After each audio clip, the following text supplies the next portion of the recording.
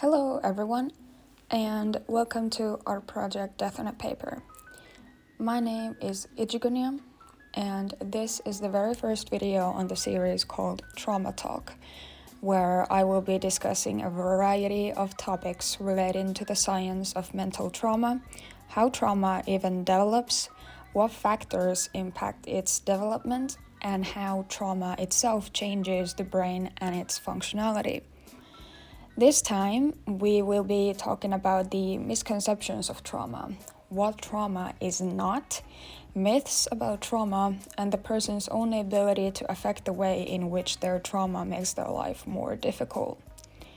Now, we will be discussing thematics of victim blaming and rhetoric, such as you need to stop living in the past, because they are a part of this extremely delicate topic. For these reasons, I will be giving out trigger warnings for this video right now. There are going to be mentions of trauma invalidation, complex childhood trauma, and victim blaming. Please look after yourselves first and foremost, because that is what you will always deserve. First, before getting into it, I want to say a few things about today's piece. This illustration is called Floorball, and it's for an upcoming collection titled Kick. I decided to work on this piece a bit in advance for a new direction I'm going to be sending my Instagram account into in the near future. As usual, the Instagram handle is at our project Death on a Paper. Please tell me what you think of the piece in the comments. I would love to know your opinions. Now, let's start with today's topic.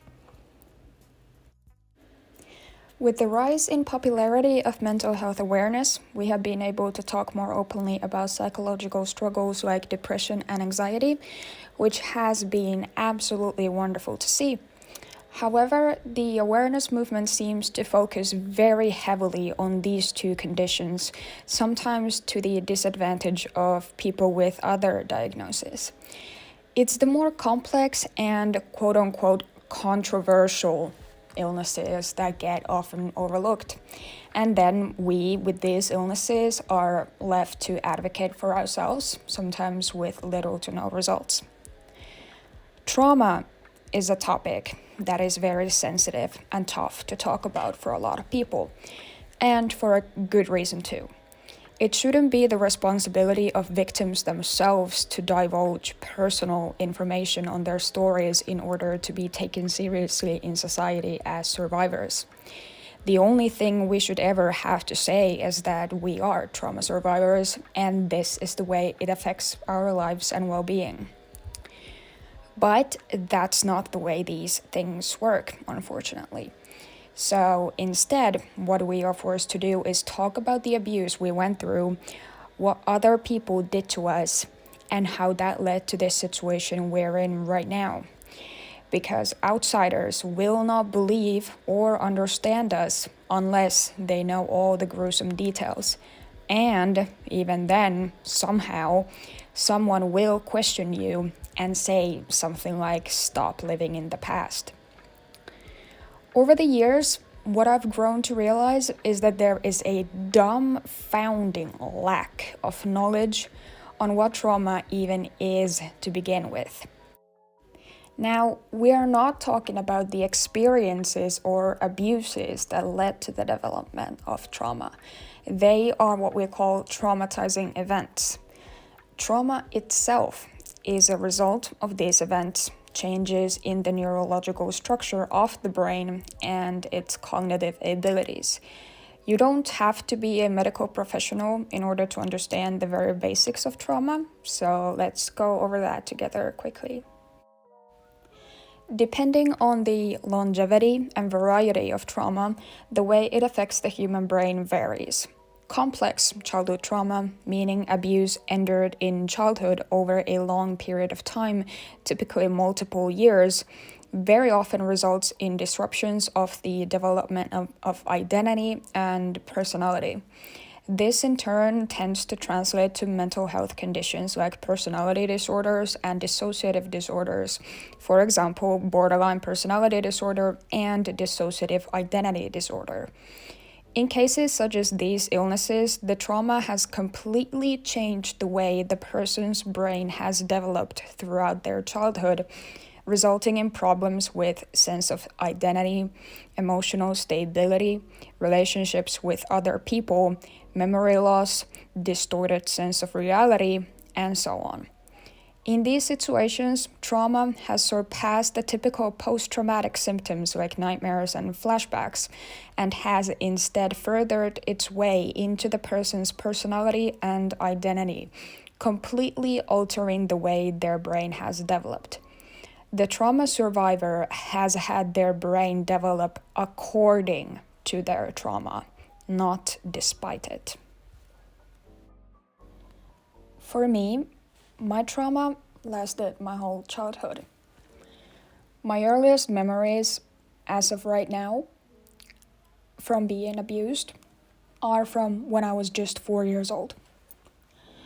New memories are constantly resurfacing as dissociation allows me to remember them, but so far, my understanding of my trauma is that it lasted for at least an entire decade, likely even more than that.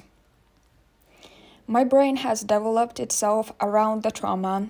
It's deeply ingrained into me and my psyche. I'm not living in the past by any definition of that sentence, because my trauma is not in the past anymore. It affects everything I do in current time as well. It's always the people who don't know a single thing of what they're talking about who have the loudest opinions, isn't it? People who have no personal experiences, no credentials, only their big mouths that they struggle to keep closed for some reason. And it's these people who are always pestering me with shit like, get over it already and stop living in the past like that. They think that they know what trauma is and how it affects me because they have had something traumatic happen to them in the past, and they've been able to grow from it because it was a one-time occurrence. They think that all trauma survivors do is wallow in their self-pity and painful memories of the past, cry about the things other people did to them 20 years ago. And worst of all, these are also the people who tell me that I am choosing to stay traumatized, to stay sick, to stay disabled, that I could have chosen otherwise. And because I didn't, my suffering is my own fucking fault. The lack of education on trauma and how it changes the human mind is the one at fault here. If we only had this knowledge given to us in high school or something, people wouldn't be so ignorant and judgmental. If we only explained the difference between a short-form traumatic event and complex childhood trauma, survivors wouldn't have to waste their already limited resources on advocating for themselves just to be recognized as victims and, most of the time, disabled. Now, this is not to say that short-form traumatic events like accidents aren't a big deal. They absolutely are.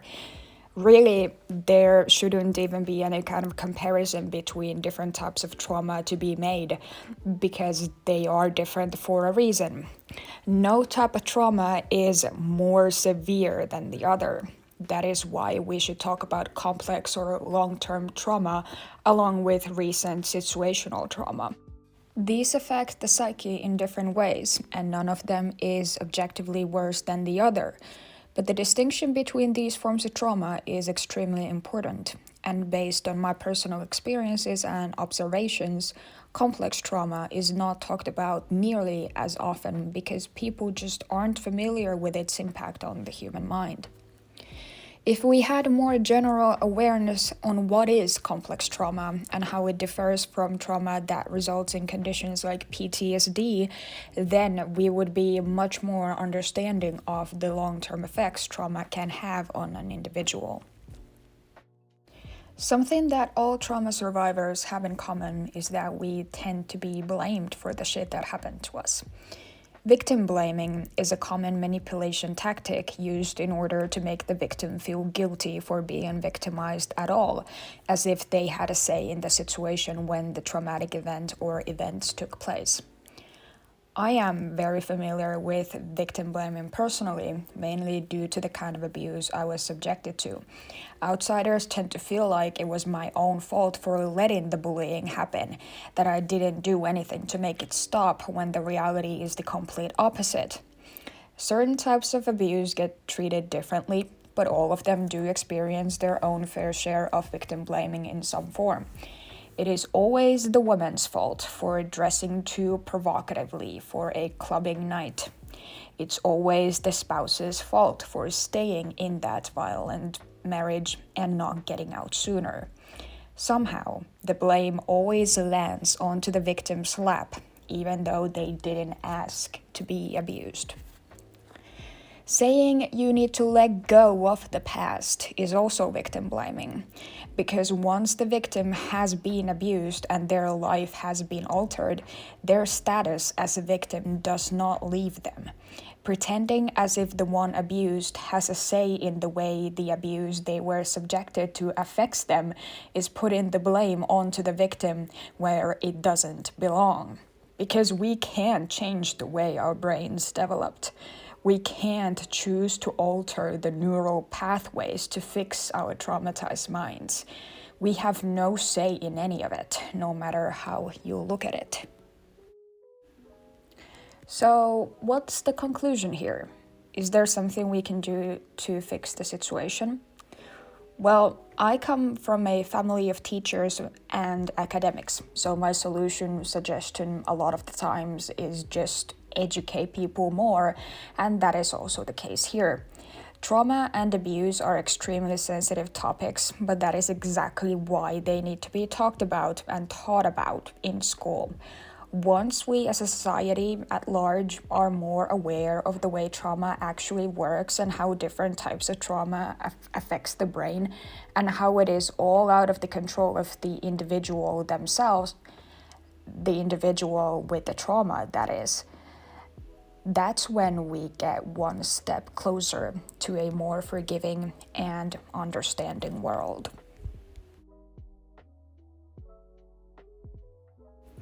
Thank you for tuning in to today's video. Please leave a like if you liked the video and subscribe if you want to watch more content revolving around the topics of bullying, complex childhood trauma, and borderline personality disorder. I would love to know your thoughts on the topics I discussed here, as well as any future video suggestions for this series, so please leave them in the comments below. I will read all of them, I promise. My name is Ichigonium, and this has been our project Death on a Paper.